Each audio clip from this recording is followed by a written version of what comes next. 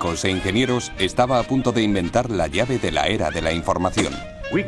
Lo llamamos transistor. Hola, soy Ira Flatow. El transistor es probablemente el invento más importante del siglo XX. La historia de este invento está llena de choques de caracteres e investigaciones secretas. Acompáñennos.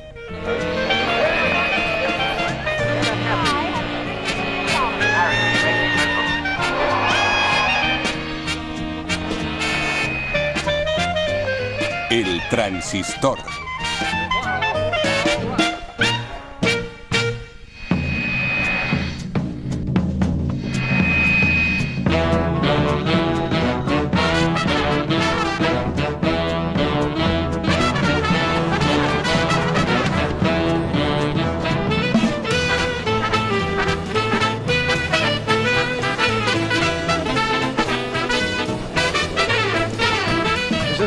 ¿Está encendido? Lo que les tenemos preparado representa un claro ejemplo de trabajo en equipo, de brillantes contribuciones individuales y del valor de la investigación en un marco industrial. Este objeto cilíndrico que sujeto en mi mano es un dispositivo que puede amplificar señales eléctricas cuando pasan por él. Está compuesto de sustancias frías y sólidas.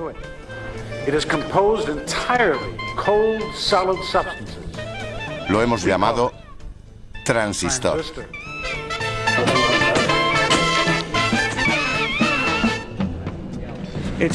Es 30 de junio de 1948 y Ralph Baum de los laboratorios Bell acaba de anunciar a la prensa su último y secreto invento. Está diseñado para sustituir al venerable tubo de vacío. Y aunque Baum sigue ahí ensalzando las virtudes de su nuevo dispositivo, aún no sabe la revolución que provocará. De hecho, nadie lo sabe. Nadie podía predecir los radicales cambios que un objeto tan pequeño provocaría en el campo de los negocios, la educación y la cultura.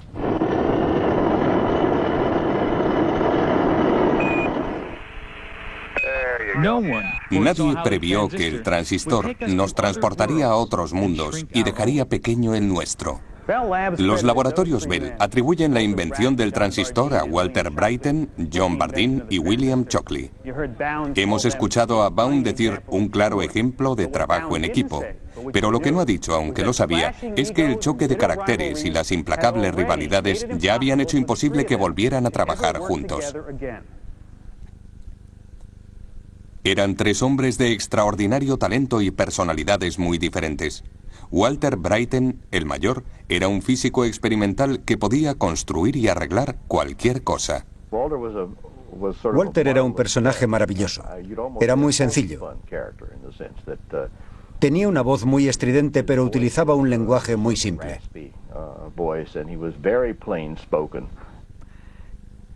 John Bardeen era físico teórico, uno de los mejores del siglo XX. John era un hombre afable. Nunca levantaba la voz. Era un hombre rotundo, con un completo control de sus emociones. Bill Shockley, el jefe del equipo, era el más joven. Como el brillante teórico que era, previó el potencial del transistor. Su ambición le convertiría en un héroe, pero también le llevó al fracaso.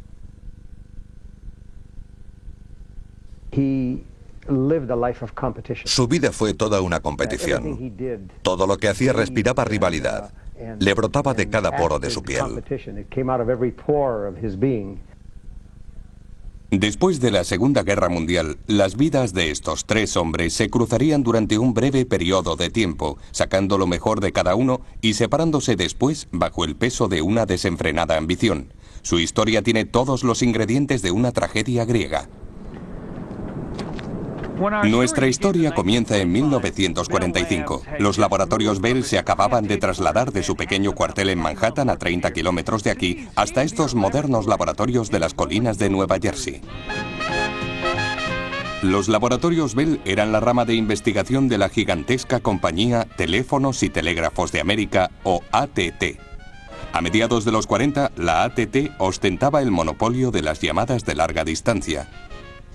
reinvirtió sabiamente sus beneficios, contratando a los mejores científicos e ingenieros del país y dotándolos de las mejores instalaciones. Los ejecutivos de la AT&T entendían que la investigación les colocaba en una situación de ventaja con respecto a sus competidores. Como cabía esperar, Laboratorios Bell fueron la incubadora de grandes sueños y a veces de grandes egos. Ya había dado un premio Nobel. Conseguía patentes a razón de 2 por día. Todo comenzó con una fantasmada 36 años antes. En 1907, la AT&T estaba en crisis. Las patentes del teléfono de Alexander Graham Bell habían expirado y miles de pequeñas compañías telefónicas independientes se las rifaban quitándole clientes. Para recuperarse de su caída en picado, la AT&T llamó a su expresidente, ya retirado, Theodore Vail. Vail anunció que la AT&T ofrecería a sus clientes lo que ninguna otra compañía podría hacer: servicio telefónico de costa a costa. Solo había un problema. Can you recall the telephone of a generation ago? New York to Denver was the longest call that could be made, and it was uncertain. No era seguro porque la compañía necesitaba encontrar un modo de impulsar la señal por las líneas al resto del país. Pero no existía un buen amplificador, y Vail se propuso diseñar uno. Pidió la ayuda de un prolífico inventor de Iowa llamado Lee DeForest. Este pionero de la electrónica descubrió que podía hacer un amplificador poniendo una placa de metal y un trozo de cable curvado en una bombilla junto a su filamento caliente. Su invento recibió el nombre de tubo de vacío. En 1906, DeForest descubrió que podía controlar el flujo de electricidad que pasaba del filamento a la placa, insertando un cable en espiral entre los dos. Quizá lo puedan ver bien aquí, en nuestro tubo de vacío. El cable fue la clave del éxito del tubo de vacío. Este documental explica su funcionamiento. These aroused monkeys throwing pebbles at a target through a shutter ably portray what goes on in a vacuum tube. Los monos lanzan electrones. La cortinilla de en medio representa el cable. Bloquea eléctricamente el flujo de electrones o los deja pasar dependiendo de la carga, como un interruptor. Simple, isn't it? El cable en espiral llamado rejilla también permite que el tubo se convierta en un amplificador. Les mostraré cómo funcionaba. Cuando una señal débil, una llamada de teléfono, por ejemplo, digamos Watson, venga aquí, llega al electrodo del tubo de vacío, modifica la electricidad que fluye dentro del tubo. Crea una señal de salida idéntica, pero más fuerte. El tubo se convierte en un amplificador. Watson, venga aquí, le necesito. Then the vacuum tube went into service, and the transcontinental telephone became a reality. Y como había prometido Theodore Vail, el 23 de enero de 1915, el padre del teléfono probaba el nuevo servicio de costa a costa.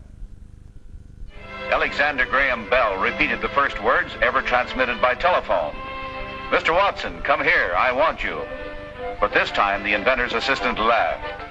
I can't make it under a week, Dr. Bell. I'm in San Francisco. El tubo de vacío solucionó el problema de las llamadas a larga distancia y las líneas de teléfono se extendieron como una tela de araña por todo el país. Los años 20 fueron testigos del auténtico lucimiento del tubo de vacío. Los tubos de vacío estaban en todas partes. Miles de ellos hacían funcionar radios y redes telefónicas y se usaban en amplificadores por todo el mundo. El problema era que al ser voluminosos desprendían bastante calor, consumían mucha energía y como la bombilla tenían la mala costumbre de fundirse. La AT&T sabía que para atender la demanda de servicio telefónico tendría que inventar algo mejor que el tubo de vacío. Y si los laboratorios Bell lo conseguían, la AT&T haría una fortuna. En los años 30, el director de investigación de los laboratorios, Mervyn Kelly, entendió el problema de los tubos de vacío.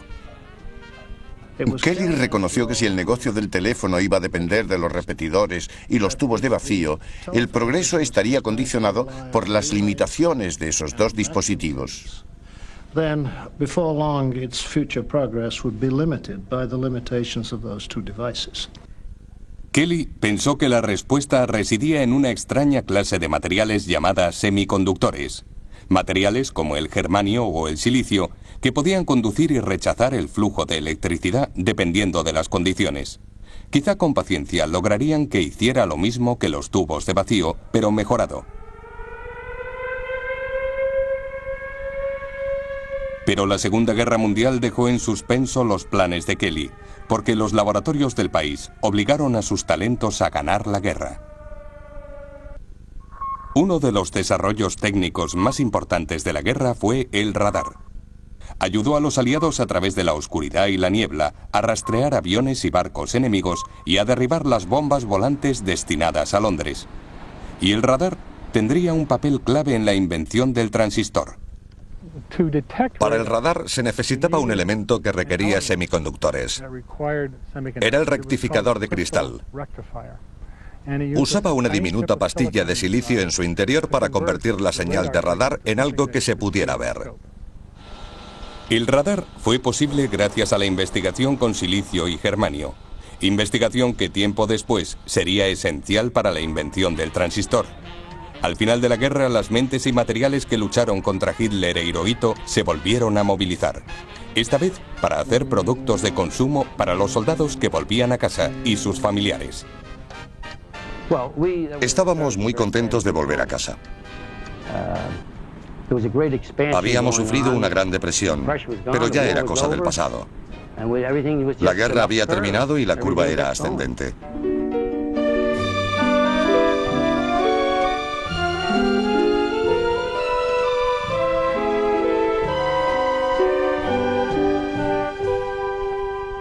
Todos querían una porción de prosperidad. Para la Bell, los negocios iban tan bien que la compañía tuvo problemas para seguir el ritmo. La AT&T recibió una avalancha de demandas de servicio telefónico. Si la tendencia continuaba, bromeó un ejecutivo de la compañía, la mitad de las mujeres de Norteamérica serán telefonistas. Mervyn Kelly se dio cuenta de que las llamadas de larga distancia se podrían hacer automáticamente si encontraban un interruptor electrónico fiable.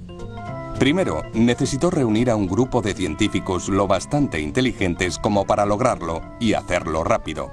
Kelly sabía que otros laboratorios de alta tecnología también estaban experimentando con semiconductores y no quería arriesgarse a perder la patente. Kelly puso a uno de sus mejores físicos, Bill Shockley, al frente del grupo. Shockley había nacido en California. Era el único hijo de un ingeniero de minas. Le gustaba escalar, gastar bromas y los coches deportivos ingleses. Y se tomaba muy en serio la física. Shockley tenía una gran intuición física. Sabía percibir cómo actuaba la física en esos aparatos. Yo tenía un colega que decía que Shockley podía ver electrones por su buena intuición física. Shockley era un brillante teórico, pero pésimo a la hora de hacer experimentos. Sabía que necesitaría a alguien que trabajara bien con las manos, como Bell necesitó a Watson. Encontró a Walter Brattain, un experimentado físico que ya trabajaba en los laboratorios Bell. Criado en una granja del estado de Washington, el independiente Brattain fue el epítome de la inventiva americana. Walter era un buen físico experimental. Podía pegar cosas usando cera y clips si se lo pedías. Shockley contrató a John Bardeen, un brillante físico teórico educado en la Universidad de Princeton. Como experto en el movimiento de electrones en el interior de materiales sólidos, comprendió las sutilezas de los semiconductores. Bardeen era el precoz segundo hijo de un decano de la Facultad de Medicina de Wisconsin. Se saltó 3 cursos e ingresó en la universidad a la edad de 15 años. Le llamaban John el Susurros. Bardeen era un hombre tranquilo y contemplativo, una persona muy introvertida. Shockley era rápido. Al principio se complementaron muy bien. Complementaría la pericia de Shockley y lo que es más importante, con John Bardeen en el laboratorio, Shockley tendría tiempo para trabajar por su cuenta. Con los partícipes clave en sus puestos, Shockley completó el equipo con una ecléctica mezcla de físicos, químicos e ingenieros que trabajaban para atacar el problema desde todos los puntos, el clásico equipo que había funcionado tan bien durante la guerra. Fue un claro ejemplo de trabajo en equipo. Yo tenía experiencia como piloto de un bombardero. Este grupo fue lo más parecido a lo que yo viví. Todos estábamos muy integrados, centrados y en el buen camino. Y sobre todo, disfrutaban en compañía. Se celebraban todo tipo de fiestas. No era raro que este grupo de amigos se fuera a comer a un restaurante de Scotch Plains y se tomaran unas cervezas con un buen filete de los que servían allí.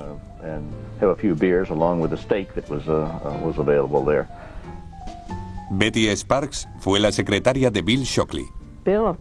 A Bill le gustaban mucho las bromas.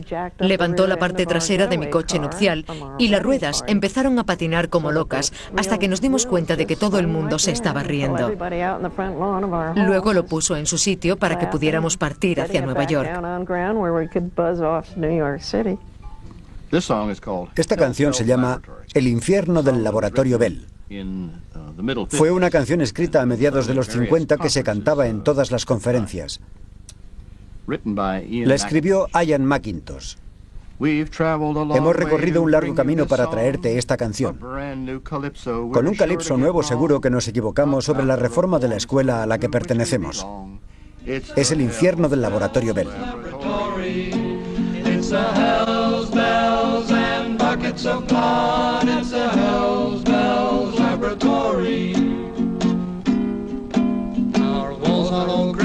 By the periodic chart, Bill Shockley's picture is sewn over our hearts. Bardeen and Bradeen are our sweethearts at the Hells Bells Laboratory.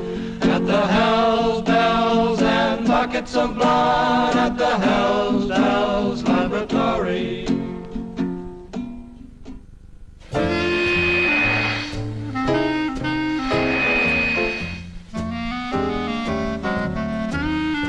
En la primavera de 1945, incluso antes de completar el equipo, Bill Shockley estaba convencido de saber cómo hacer un amplificador con semiconductores.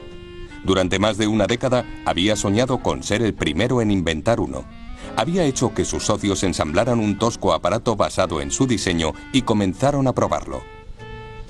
Aunque Bill Shockley estaba seguro de que funcionaría, otros muchos pensaban que era imposible. En aquella época era cosa de locos. Era inimaginable porque era algo totalmente diferente. No había nada igual. Nadie lo había conseguido antes. Era una idea extraña con un comportamiento y datos extraños. Su idea era acoplar una batería a un trozo de semiconductor y colocar una placa de metal encima. Normalmente la electricidad no fluiría a través del semiconductor. Pero si se aplicaba una carga eléctrica a la placa, pensaba Shockley, el campo eléctrico resultante debería extraer electrones de los átomos, creando el flujo de electricidad. Lo llamó efecto de campo. Su dispositivo experimental era un pequeño cilindro cubierto por una fina película de silicio. Colocó una pequeña placa de metal encima. La teoría estaba muy bien, pero no funcionó. No lograba aumentar la corriente que fluía en el interior del cilindro. Bill Shockley estaba furioso.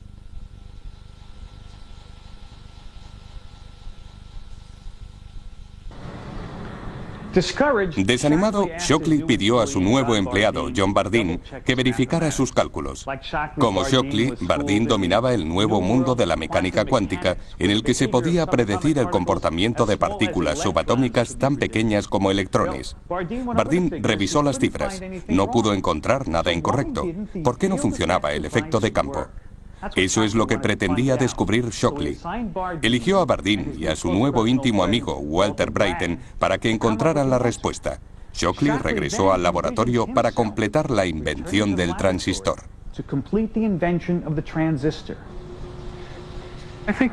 Tenían un problema que necesitaba una solución.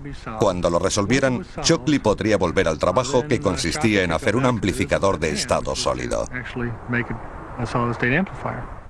Shockley se había apartado un poco del proyecto. Contaba con suficientes cerebros para dejarlos solos. No estoy seguro de si lo hizo deliberadamente o fue un arrebato de los suyos, pero sus dos subordinados comenzaron a trabajar solos. Bardeen creyó entender por qué no funcionaba el dispositivo de Shockley. En resumen, dijo que estaban ocurriendo cosas en la superficie del semiconductor que impedían que este campo penetrara en el cuerpo del material. Bardeen creía que los electrones estaban atrapados en la superficie del silicio creando un escudo. Por eso el campo eléctrico no podía llegar a los electrones del interior. Se dispusieron a entender los misteriosos detalles de esta barrera. Walter Brattain pasaba la mayor parte del tiempo en el laboratorio ideando y realizando experimentos. John Bardeen proponía nuevos experimentos e interpretaba sus resultados. John se encargaba de pensar y Walter experimentaba. Se complementaban muy bien y Walter lo sabía. Brattain y Bardeen trabajaron mano a mano, pero solían pedir consejo a Shockley y otros miembros del equipo. Estaban imbuidos por el productivo entorno de los laboratorios Bell, situados entonces en Murray Hill. Tenían acceso a otros miembros del grupo de Shockley y a gente de fuera del campo de la metalurgia y la química. Eran libres. No dependían de la burocracia para pedir ayuda a quien necesitaran. El diario de Walter Brattain refleja su entusiasmo con el grupo. No puedo exagerar la extraordinaria relación de este grupo. Nos reunimos para discutir temas importantes en cualquier momento de la tarde y lo hacemos libremente. Brattain y Bardeen comenzaron a trabajar con láminas de silicio buscando una mayor comprensión de la barrera de la superficie. Comenzaron a hacer mediciones eléctricas en la superficie de germanio y silicio y a variar las propiedades de la superficie para intentar confirmar su teoría. Sumergieron el silicio en nitrógeno líquido pensando que el gélido baño neutralizaría de alguna forma el escudo y permitiría que el campo eléctrico penetrara a más profundidad, estimulando así el flujo de electrones. Funcionó, pero solo levemente. Suficiente, sin embargo, para convencer a Bardeen de que su teoría era correcta. Desgraciadamente, esta temprana victoria solo fue una ilusión. Brattain y Bardeen no lograron hacer más progresos para desentrañar el secreto de la barrera. El invierno dio paso a la primavera al verano y el verano al otoño, y seguía sin haber progresos. Sin resultados demostrables, las tensiones aumentaron, especialmente entre Brattain y su ambicioso jefe. Phil Foy recuerda un incidente en particular. Shockley estaba en la pizarra en un seminario, explicando unos principios físicos muy complejos. Mientras los explicaba, Brattain comenzó a agitar dos monedas en su bolsillo. Shockley se volvió y le pidió que dejara de mover las monedas porque no podía pensar. Walter le contestó diciéndole que él no podía pensar si no lo hacía. Shockley se metió la mano en el bolsillo, le dio billetes de $1 y le pidió que se entretuviera frotándolos. Finalmente, en otoño de 1947, una señal de progreso. Brattain había batallado con el agua que se condensaba en la superficie del silicio. Había repetido el agotador trabajo de secarlo, pero tuvo un presentimiento.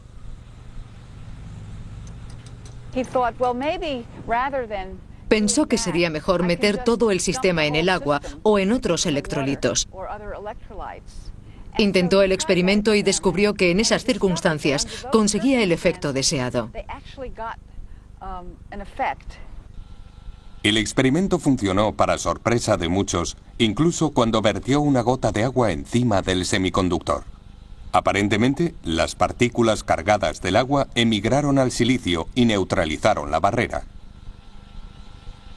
Brattain se dio cuenta de que había descubierto algo importante. He tomado parte en el experimento más importante de mi vida.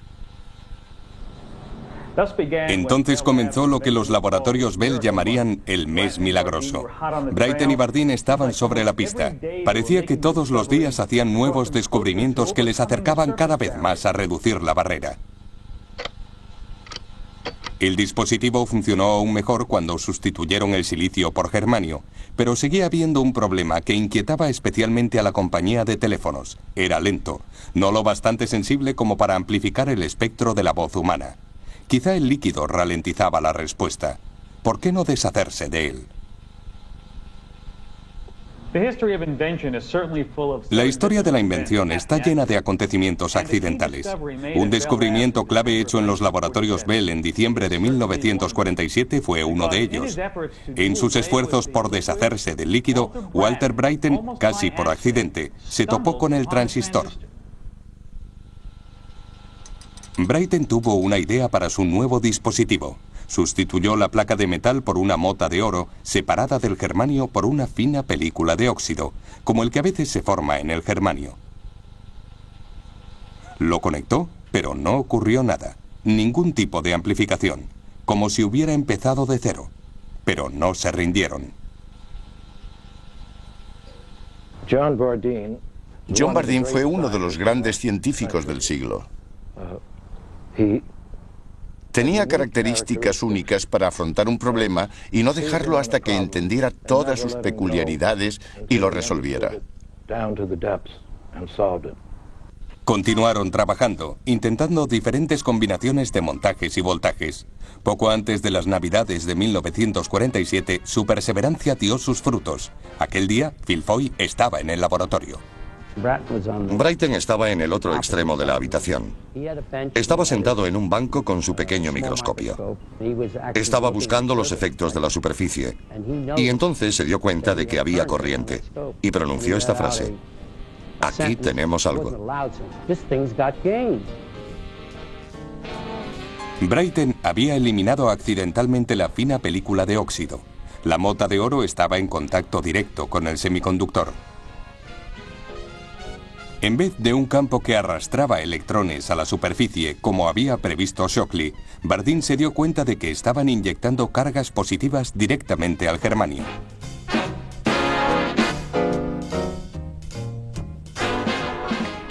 Fabricaron el primer transistor sobre un principio completamente diferente del que habían pensado.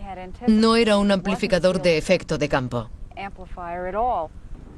Cuando Brattain vio el efecto del primer transistor, se dio cuenta de que había conseguido algo importante. Podía habérsele escapado, pero tenía la personalidad de los genios. Supo que tenía algo. Era el momento de convertir el experimento en invento. El 16 de diciembre de 1947, sin discutir sus planes con Shockley, la pareja comenzó a fabricar el dispositivo. Brattain se encontró con un grave problema de diseño. Los cables que hacían contacto con el germanio debían estar muy juntos y dificultaban su manipulación. Brattain improvisó una rápida solución. Cubrió un pequeño triángulo de plástico con una fina lámina de oro. Cortando la lámina en el vértice, creaba un espacio de corte. Aplicó energía y funcionó. Walter Brattain acababa de construir el primer transistor. Fue maravilloso. A veces dejaba de funcionar, pero siempre podía moverlo y hacerlo funcionar de nuevo. Y aquí lo tienen, el mecanismo que tanto entusiasmó a Brattain y Bardeen. Es una réplica exacta en funcionamiento del transistor original. Esto es un trozo del semiconductor de germanio, el mismo tipo que usaron para su transistor. Se asienta sobre una base de cobre. La corriente se aplica en el pie del bloque a través del cobre. Por este lado entra una señal débil que es amplificada en el semiconductor y sale aumentada por este extremo. Aquel día, Bill Shockley estaba trabajando en su casa. Walter Brattain y John Bardeen decidieron llamarle para darle la buena noticia, pero su respuesta no fue la esperada. Shockley tuvo dos reacciones. Por una parte, se alegró mucho porque sabía lo importante que era. Yo creo que en el fondo le caían bien. Pero también se enfadó y se sintió decepcionado porque se dio cuenta de que ellos lo habían logrado y él no. La llamada de Brattain y Bardeen cambió para siempre la vida de Shockley. Sus amigos dijeron que nunca más fue el mismo. Hubo un claro cambio de carácter. Se volvió más introvertido y sus amigos cada vez sabían menos de él. Sus subordinados acababan de inventar el dispositivo con el que Shockley había soñado durante años. Ellos se llevarían todos los honores. Tenía que hacer algo y hacerlo rápido.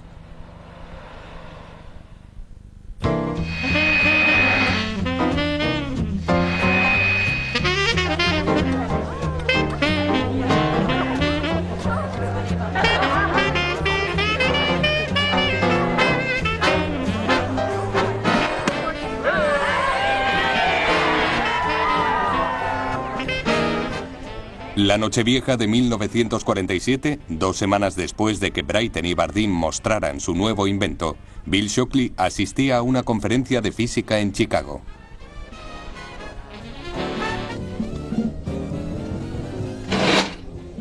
Ignorando la fiesta, Shockley se quedó en su habitación, impaciente, plasmando en papel las ideas que le atormentaban.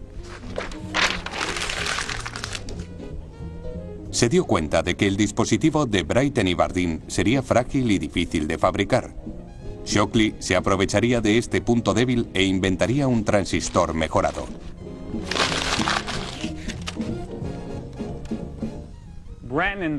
El transistor bipolar de Bryton y Bardeen funcionaba de la siguiente manera. Un punto de entrada y uno de salida contactan en la superficie del semiconductor. Pero como ven, los puntos entran en calor y la superficie del semiconductor puede estropearse. Shockley tuvo una idea mejor. ¿Por qué no imitar el tubo de vacío y crear un sándwich de 3 pisos? De esta forma, podemos mover la entrada al otro lado como en un tubo de vacío. Así la electricidad fluiría en la entrada y saldría por la única salida. Y en medio habría una tercera capa, como un electrodo de un tubo de vacío. Una pequeña señal eléctrica aplicada en la rejilla provocaría un flujo mayor desde la entrada hasta la salida, como en el tubo de vacío. Fue una idea brillante porque solventaba los defectos del transistor bipolar. Anotó todo su trabajo en su diario. Sus compañeros y todos los empleados de Laboratorios Bell fueron testigos de un mes de inventos continuos. Fue un periodo extremadamente productivo. Bill Shockley regresó a los Laboratorios Bell desde Chicago, pero no se lo dijo a nadie. Volvió a redactar la idea en su casa sin decírselo a Bryton ni a Bardeen, manteniéndolo en secreto. Fue un insulto que nunca olvidarían. Se había creado la primera grieta en el armonioso equipo, una grieta que podría romperlo. Bryton y Bardeen se apartaron de él. Trabajaron en la superficie del transistor bipolar. Pero Shockley ya sabía que era un callejón sin salida. Mis dificultades provenían del invento del transistor. Antes había un buen ambiente de investigación. Después de la invención, Shockley no permitió que nadie trabajara en el problema. En resumen, usó al grupo para explotar sus propias ideas. Yo no podía contribuir al programa experimental a no ser que trabajara en competencia directa con mi superior. Era una situación intolerable. La tensa situación empeoró cuando los abogados de los Laboratorios Bell comenzaron a redactar las patentes. Shockley insistió en que él debía aparecer como el único inventor del dispositivo de Bryton y Bardeen. Shockley pensaba que el trabajo de Bryton y Bardeen era producto de sus propias ideas. Pensaba que la bombilla surgió de una sola mente. Creía que su nombre debía ser el único en la patente o junto a Bardeen y Bryton.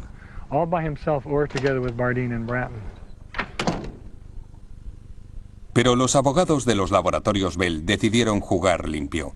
En vez de aplicar la patente sobre la idea de Shockley de un amplificador hecho de un semiconductor, se centraron en el dispositivo de Bryton y Bardeen. Sería más sencillo de defender. Los abogados de patente reconocieron que Shockley había tenido un papel importante, pero que no había estado implicado en el experimento.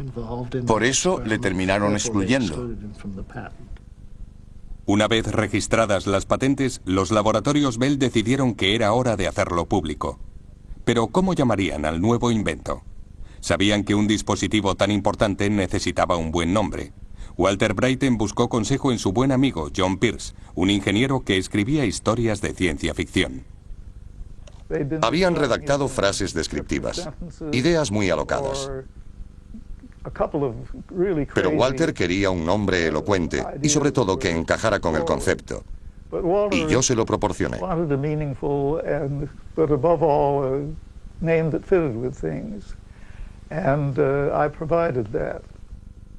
Pierce se dio cuenta de que el invento funcionaba variando la resistencia cuando pasaba la corriente. Transresistencia.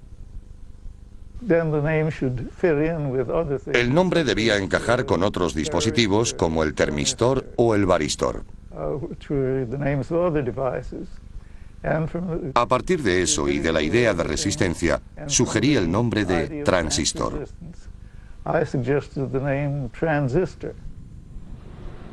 Señores, les ruego tomen asiento. Y así se llamó. Las fotos publicitarias, recreando su histórico experimento, se hicieron en el viejo laboratorio de Walter Brattain. Pero cuando los tres hombres tomaron asiento, Bill Shockley se sentó en el centro, en el asiento de Brattain. Nick Hollanjack preguntó ingenuamente a Bardeen si a Brattain le gustaba la foto. John me miró con expresión de pena, movió la cabeza y dijo, no, este es el dispositivo de Walter, es nuestro experimento. Bill no dijo Shockley, no había tenido nada que ver. Brattain escribió a Shockley expresándole su frustración por la foto, la patente y su expulsión del equipo. Querido Bill, te escribo unas letras antes de irme a dormir sobre nuestra conversación de ayer. Me parece que el descubrimiento del transistor ha echado a perder el mejor equipo de investigación con el que he tenido el privilegio de trabajar. Creo que desde el principio el mérito debía ser de todo el equipo. El departamento de patentes ha acabado con él. Los laboratorios Bell rompieron finalmente su silencio y el 30 de junio de 1948, Ralph Baum, director de investigación, hizo el anuncio a la prensa en el cuartel general de Manhattan. Es un dispositivo que puede amplificar señales eléctricas al tiempo que las transmite. El anuncio apenas atrajo atención. El New York Times lo enterró en la página 46. La revista Time lo situó en la pequeña sección Ciencia Semanal. Los ingenieros creían que no era necesario sustituir el tubo de vacío.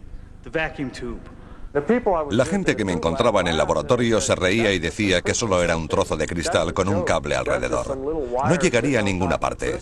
Si querían hacer electrónica de verdad, tendrían que ir al almacén y coger tubos de vacío, condensadores, resistencias, transformadores y ponerse a trabajar.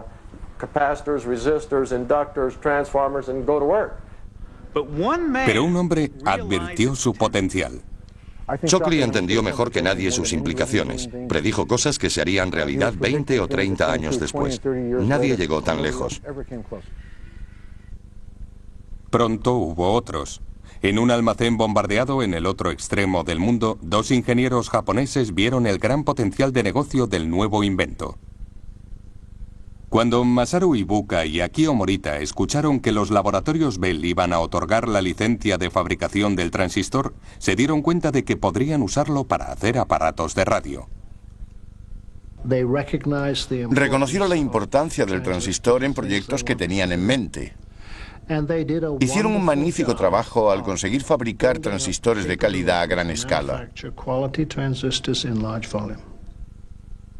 Pusieron a su pequeña empresa un nombre que fuera fácil de pronunciar en cualquier idioma: Sony. Pero antes de que presentaran su revolucionaria radio, la empresa Regency, en asociación con Texas Instruments, introdujo la TR-1 en 1954, justo a tiempo para Navidad. Lo bastante pequeña para caber en un bolsillo, la TR-1 se vendió a un precio de $50, el triple que el receptor de lámparas. Incluso así, se vendieron todas las unidades. Le siguieron otros fabricantes de radios, pero a pesar del precio, no consiguieron grandes beneficios. Las empresas norteamericanas abandonaron el negocio de las radios de bolsillo y se centraron en un mercado militar mucho más lucrativo. ¿Por qué ganar poco dinero con una radio de bolsillo de 4 transistores cuando el alto mando militar estaba dispuesto a pagar $100 o más por un transistor? Eso dejaba el mercado de consumo abierto a los japoneses, que tenían prohibida la producción de material militar. Las empresas japonesas acapararon el mercado de los radiotransistores. El público valoró realmente el transistor cuando las primeras radios estuvieron disponibles en el mercado, porque significaba algo pequeño alimentado con pilas y no había que esperar a que se calentara. Era muy bueno. A Walter Bryton no se le escapó la importancia de las radios pequeñas y portátiles. Cuando apareció el primer aparato, 3 veces más grande que un paquete de cigarrillos, se dio cuenta de que habían hecho algo importante, porque en ese momento, un pastor en medio del desierto podía estar escuchando la radio. Irónicamente, los transistores usados en las radios y en otros aparatos eran versiones mejoradas del diseño de Shockley, patentado con su nombre en 1951. El transistor de Bryton y Bardeen fue usado durante un tiempo en la red telefónica de Bell, pero en pocos sitios más.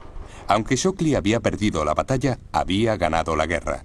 Su nombre, y no el de Bryton ni el de Bardeen, quedaría unido para siempre al transistor. Recuerdo mi primera radio. Solía llevarla al colegio para escuchar los resultados de la liga. Nos poníamos un auricular por debajo de la manga y lo sujetábamos con la mano en el oído para escucharlo. Cuando marcaban, se oía una exclamación por toda la clase. Pensábamos que estábamos burlando a los profesores hasta que nos preguntaban el resultado. Transistorizado y estado sólido se convirtieron en palabras de moda, términos de marketing. No sabíamos lo que hacía un transistor, pero sabíamos que estado sólido significaba alta tecnología. Cualquier aparato transistorizado no solo era más pequeño, sino que tenía que ser mejor.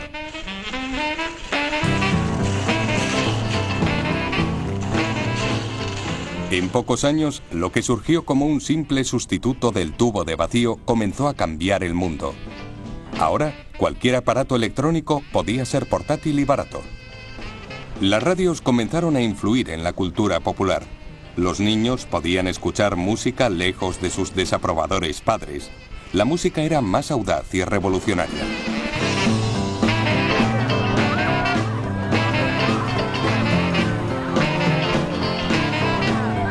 Y la radio transformó algo más que la música.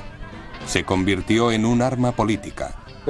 El transistor abrió las puertas de la información.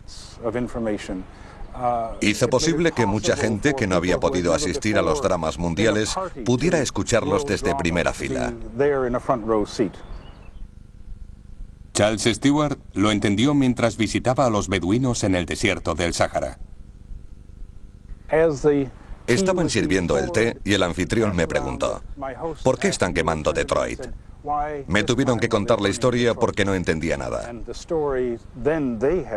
2 horas antes habían asesinado a Martin Luther King mientras yo estaba allí sentado. Habían escuchado esa información en sus transistores procedente de El Cairo, Moscú o Londres. La radio se convirtió en la primera herramienta de la era de la información. Pero ahora el antiguo equipo de Shockley, Bryton y Bardeen se había desintegrado. Shockley los echó de los laboratorios Bell. La verdad es que echó a Bardeen. Fue varias veces a hablar con sus jefes para decirles que no podía trabajar con ese hombre. John Bardeen fue el primero en abandonar.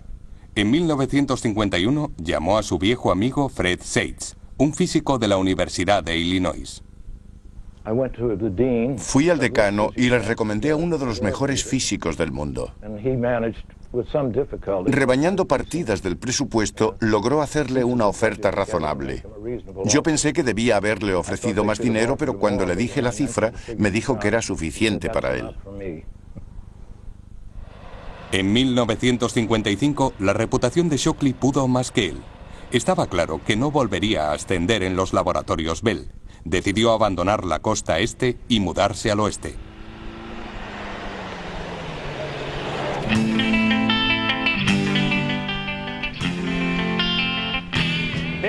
Esto es Palo Alto, al sur de San Francisco. Es una de las ciudades más ricas del mundo, porque se encuentra en el centro de la industria de alta tecnología de California. Pero en 1955 no era más que otra aburrida ciudad, sede de la Universidad de Stanford. Shockley conocía bien el lugar porque se crió aquí. Esta fue su casa. Regresó por dos razones. Una, porque su madre seguía viviendo en el pueblo, y dos, porque sabía que el cálido clima de California atraería a los jóvenes talentos que necesitaba para su nueva empresa. Shockley ya era famoso, pero quería ser rico. Intentó reclutar ingenieros de los laboratorios Bell para su nueva empresa, Shockley Semiconductors. Pero nadie aceptó su propuesta. Conocían su reputación. Así pues, buscó a otros más ambiciosos. Shockley tenía un gran talento y sabía distinguir el talento en otros. Lo hizo con su empresa y con los laboratorios Bell. Fue el mejor reclutador de científicos de su época. Bob Noyce y Gordon Moore fueron las primeras personas que reclutó. Años después fundarían Intel, pero empezaron a trabajar para Bill Shockley. Cuando Bill me contrató no sabía de qué tipo de industria se trataba. No creo que nadie supiera el cambio que significaría para el mundo. Solo nos interesaba saber si lograríamos hacer un transistor que se pudiera vender. Shockley Semiconductor llevaba abierta menos de un año cuando Shockley recibió una llamada a primera hora de la mañana. Llamaban de Estocolmo. Le habían concedido el premio Nobel compartido con John Bardeen y Walter Brattain por la invención del transistor. Después de la sorpresa inicial, se dio cuenta de que era verdad y se puso a celebrarlo. Recuerdo el día que consiguió el premio Nobel. Nunca antes había empezado a beber champaña a las 9 de la mañana. El trío asistió a la ceremonia con sus mujeres y familias. Shockley fue con su madre. La Academia Sueca describió su trabajo, cita textual, como un supremo esfuerzo de visión, inventiva y perseverancia, ejercido individualmente y como equipo.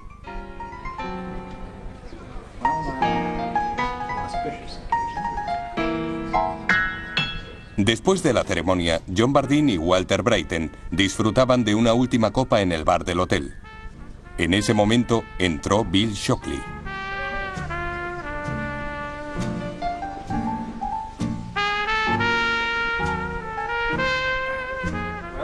Ellos habían cambiado el mundo y se habían distanciado. Habían ganado el premio científico más prestigioso del mundo.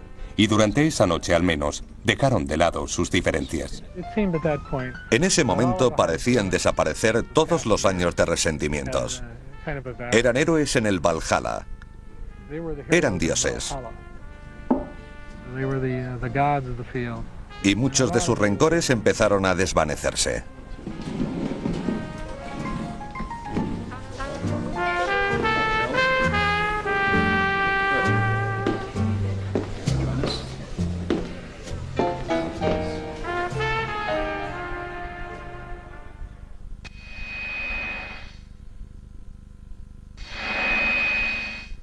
La alegría de Shockley duró poco. Cuando regresó a California descubrió que su empresa tenía problemas. La compañía perdía dinero a espuertas y la historia volvía a repetirse. Su equipo de científicos se rebelaba. Shockley tenía en mente un dispositivo en el que quería que trabajara el laboratorio de la Shockley Semiconductor. No parecía ser económicamente rentable. Pero era su idea, su sueño, y no permitiría que nadie trabajara en otra cosa. No quería que su empresa pasara por lo mismo que los laboratorios Bell, que el equipo se fugara e hiciera un gran trabajo. Quería asegurarse de que si se descubría algo importante, fuera él quien lo hiciera. Tras año y medio de trabajo, 8 de los mejores trabajadores de Shockley le abandonaron, siendo conocidos en Silicon Valley como los 8 traidores. Formaron su propia empresa de transistores, la Fairchild Semiconductor.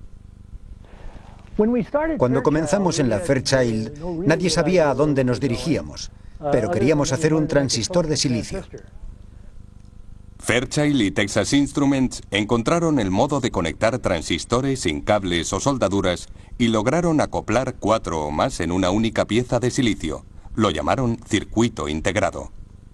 Fairchild fabricó el primer circuito integrado vendido comercialmente en 1961. Fue un gran cambio para la industria. Todos los que usamos ordenadores hoy en día somos los lejanos beneficiarios de la original idea de hacer un complejo circuito en un bloque de silicio.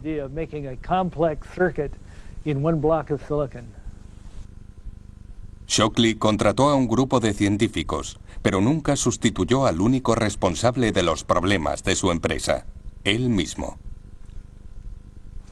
Si hubiera sido un mejor director, hoy sería una de las personas más ricas del mundo. Podría haberse codeado con Bill Gates. Él es el padre de Silicon Valley. Sabía mejor que nadie la importancia de los transistores. Sabía que estaba revolucionando el mundo y que si su empresa controlaba la dirección que debía tomar el transistor, se haría muy rico.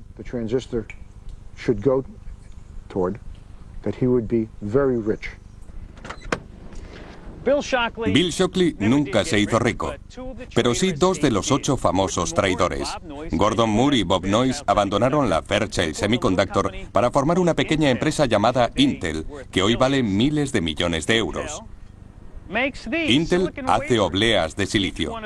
Cada una de estas pequeñas cuadrículas es un chip informático, del mismo tipo de los que encontramos en nuestros ordenadores. Cada cuadrícula contiene 4 millones de transistores. Luego esta oblea tiene 1000 millones de transistores. Intel fabrica millones al día, muchos de ellos aquí.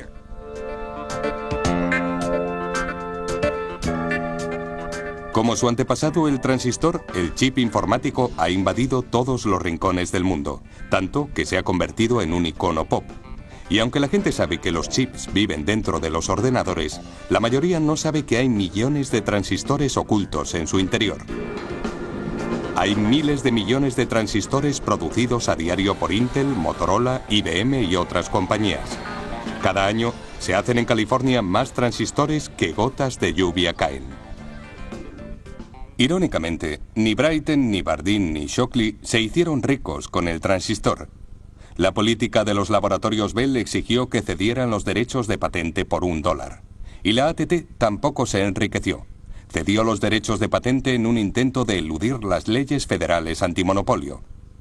En 1972, Bill Shockley, Walter Brighton y John Bardeen regresaron a los laboratorios Bell para el 25º aniversario de la invención del transistor. We knew we were onto something very important and that transistors would have many applications.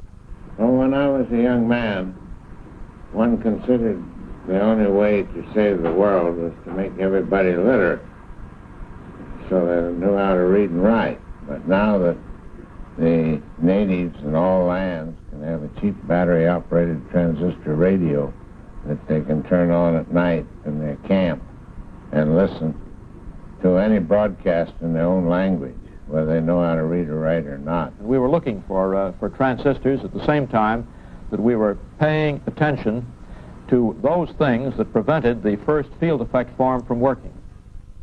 Los laboratorios Bell les pidieron que recrearan la famosa fotografía. Olvidando el pasado, el trío accedió. Walter Brighton abandonó los laboratorios Bell en 1967. Su única queja es que su invención estimuló el rock and roll. Regresó a su hogar del estado de Washington y enseñó física en la universidad. Murió en 1987. John Bardeen ganó un segundo premio Nobel en 1972 por su trabajo sobre la superconductividad. Fue la primera persona en ganar 2 premios Nobel de física. Murió en 1991. Bill Shockley fue profesor de la Universidad de Stanford. Volvió a acaparar titulares en los años 70 y 80 por sus controvertidas teorías sobre el coeficiente intelectual. Murió en 1989. Nuestra historia termina aquí, en Silicon Valley, a 4.500 kilómetros y décadas de donde empezamos. Aquí florecieron albaricoques mucho antes que transistores, y hoy es el lugar de los grandes sueños y grandes egos. Y quién sabe, quizá dentro de uno de estos lujosos edificios, algún joven científico o ingeniero esté perfeccionando el siguiente dispositivo que dejará obsoleto al transistor y que revolucionará el mundo de una forma inimaginable. traveled a long way to bring you this song. A brand new calypso we're sure to get wrong. About the reform school to which we belong. It's the Hells Bells Laboratory. It's the Hells Bells and buckets of blood. It's the Hells Bells Laboratory. Our silicon's grown at a low temperature. The crystals resulting are not very pure. We preserve all our lifetimes by using manure at the Hells Bells Laboratory. At the Hells Bells and buckets of blood at the Hells Bells Laboratory. Publication of papers will help your career. Promotions assured if you write 20 a year. They are used in the washroom of the chief engineer at the Hells